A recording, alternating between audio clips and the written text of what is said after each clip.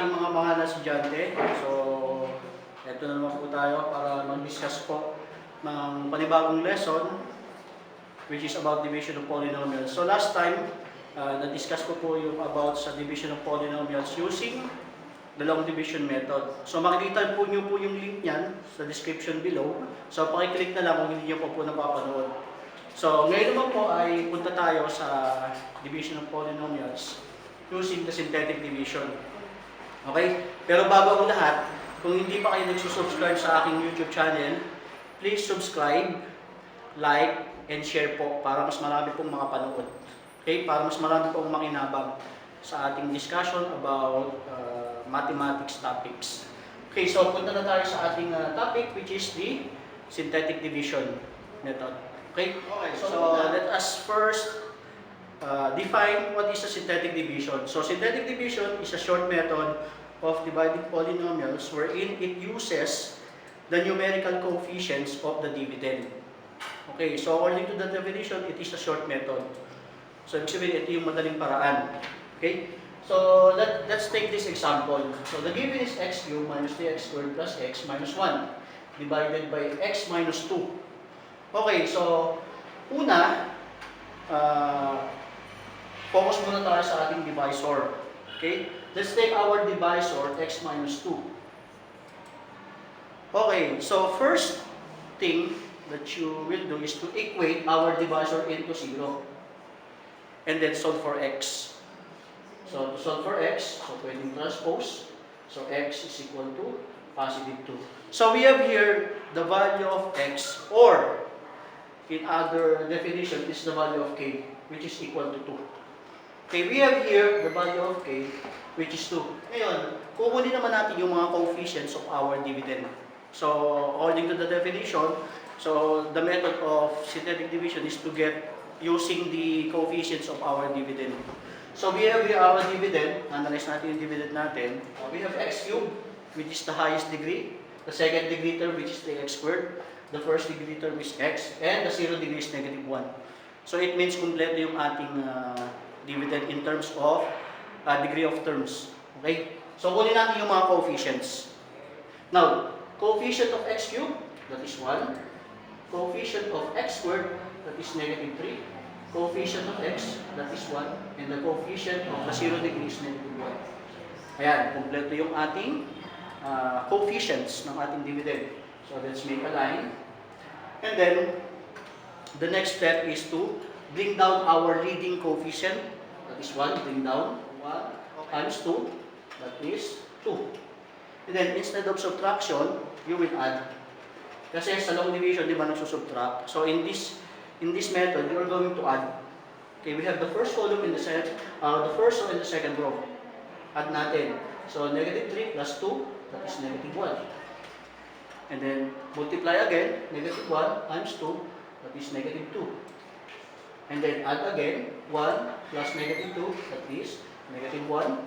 Then, multiply, negative 1 times 2, that is negative 2. And then, add, negative 1 plus negative 2, that is negative 3. So, ayan. Kompleto na yung ating 3 rows. Paano ba natin i-express yung ating quotient? Okay.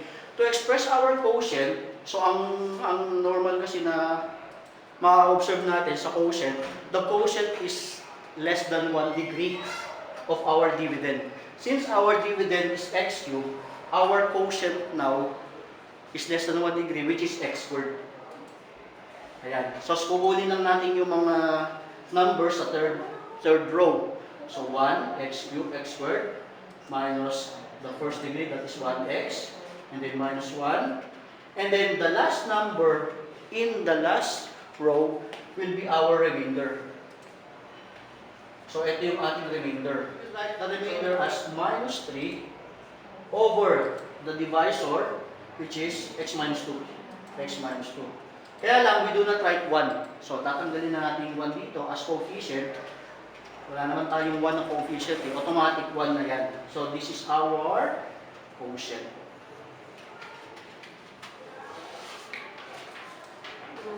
Next. Okay. So, let's take another example. Okay, let's try to divide x cubed plus 5x squared plus 5x minus 9 divided by x plus 4. Okay, first, we're going to equate our divisor into 0. So x plus 4 is equal to 0. And then solve for x. So suppose x is equal to negative 4. So pwedeng transpose or additive inverse. Pero mas madali ito kasi yung transposition. Now, kukunin na, this is our number outside the inverted division symbol. So negative 4. We have negative 4. Yan. Now, kukunin naman natin yung coefficient ng ating dividend. Okay. So let's check our coefficients. X cubed. Okay, so the coefficient is 1. X squared, second degree, we have 5. And then x, the first degree, we have also 5. And then our 0 degree, which is negative 9. Yan. So let's proceed to the next step. Bring down 1. And then multiply 1 times negative 4, that is negative 4. And then add, mag-add tayo, 5 plus negative 4, that is 1. And then 1 times negative 4, negative 4. And then 5 plus negative 4, that is 1. And then 1 plus negative, times negative 4, that is negative 4. And then negative 9 plus negative 4, that is negative 13. Yan, kompleto na ang ating last row. Okay? So the last number will be our remainder. This is our remainder. Okay? So how will you express your quotient? So check natin yung ating dividend. Our dividend is third degree. So the quotient is less than 1 degree. So meaning to say our quotient is, if it is third degree, we have the second degree in our quotient, so x squared. And then 1x squared plus 1x plus 1, and our remainder, that is minus 13, all over our divisor, which is x plus 4. Okay? And also, we do not put 1. So, tanggalin na natin yung mga 1. Automatic na 1 naman ang coefficient yun. So, this is our quotient. Okay? Natin i-divide x cubed plus 512 divided by x plus 8. Okay, so first, we're going to equate your divisor into 0. So, x plus 8 is equal to 0. And then solve for x. So, suppose x is equal to negative 8. Okay, we have the value of negative 8 outside our inverted division symbol. Now, kunin natin yung coefficients of our dividend. So, analyze muna natin yung dividend natin. So, the highest degree here is x cubed. And then, we have 512, which is the 0 degree.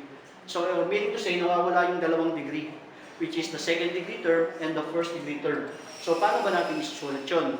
Okay, kunin muna natin yung coefficient ng x cubed.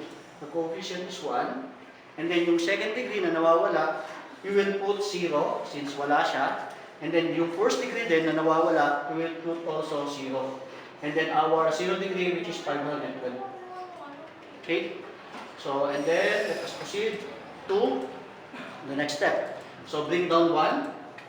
And then, multiply 1 times negative 8. The answer is negative 8. 0 plus tayo. Negative 8. The answer is negative 8. And then, negative 8 times negative 8. That is positive 64. And then 0 plus 64, that is 64.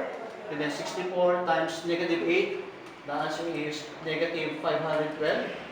And then 512 plus negative 512, that is 0. So in this case, we have no remainder, since our remainder is 0.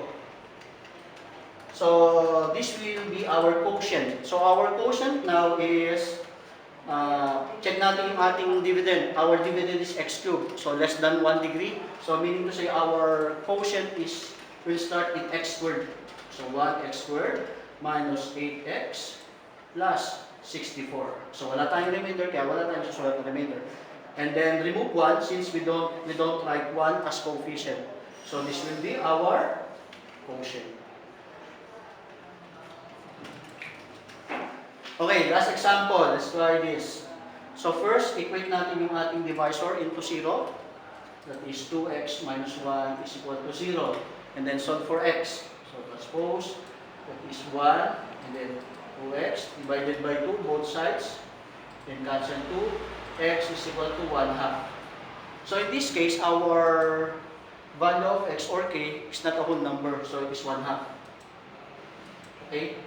And then identify natin yung coefficients of our dividend. So we have the highest degree of 4, and then followed by the second degree, the first degree, and the 0 degree. So meron nawawalang term, and that is the third degree term. Okay? So paano natin siya susulat? So as usual, 0. Kunin natin yung coefficient ng x raised to 4, that is 4. Coefficient ng, o yung x cube, nawawala, so that is 0. And then coefficient of x squared, that is negative 7. And then 7. And then negative 6. Okay? So meron tayo 5. Okay, 5 coefficients. Now, let's proceed to the next step. Okay, bring down 4. Okay, 4 times 1/2, that is 2. So, kalahati ng 4, that is 2. And then 0 plus 2, that is 2. And then 2 times 1/2, kalahati ng 2, that is 1. Okay, tapos negative 7 plus 1, that is negative 6. And then negative 6 plus, or times, rather, 1/2, that is negative 3. And then 7 plus negative 3, that is 4. And then 4 times 1/2, that is 2. So negative 6 plus 2, that is negative 4. So this is our remainder. Negative 4.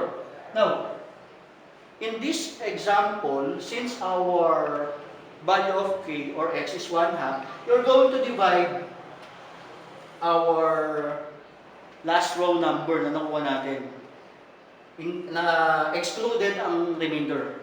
Kaya hindi kasama ang remainder sa i-divide. Since it is 1/2, you're going to divide it by 2. So divided by 2. So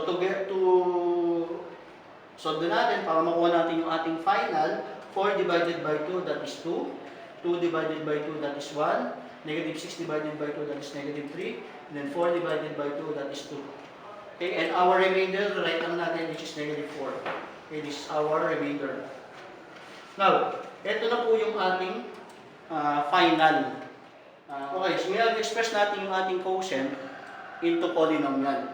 So, check natin yung ating dividend. It is x raised to 4. So, this means that our quotient is less than 1 degree, which is x cubed, yung tayo mag-start.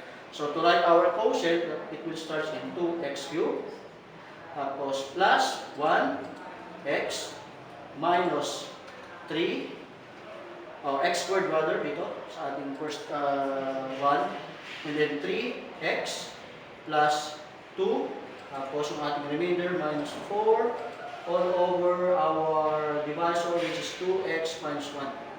So, ito na yung ating quotient, pero tatanggalin natin yung 1 coefficient. So, this is our quotient. Okay, so we are done in our discussion about synthetic division. Okay, so kung hindi pa kayo subscriber ng aking channel, just subscribe, like, and share, and hit nyo po yung notification bell para in case na may mga bagong video tayo, mananotify po kayo. Okay, so that's all for today, and thank you for listening.